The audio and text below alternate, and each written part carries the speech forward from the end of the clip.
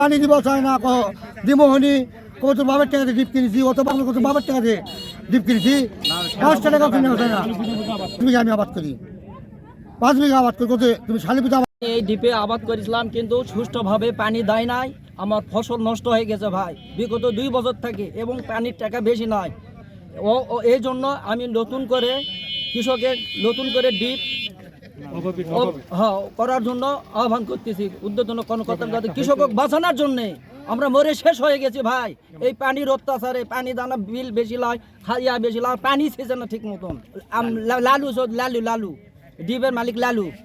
আমি চাই ভালো একটা মামনুর রশিদ লালু ভাই, খুব কষ্ট ভাই। আলু ছিসা পানি দেয় না, টাকা বেশি লয়, ও শান্তি শেষকে দিছে ভাই। আমাকে কৃষক বাঁচানোর জন্য আমরা এই পদক্ষেপ নিচ্ছি।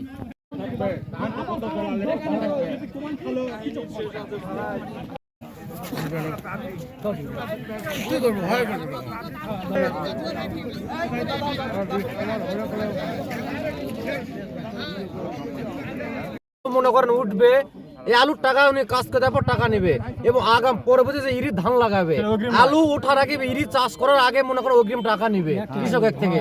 চাষ করার আগে পানি দিতে পারে না, সুযোগ সুবিধা যদি না হয় পারলে ডিপ পুঁতে। এই আমার নাম মোহন মন্ডল। 5 টাকা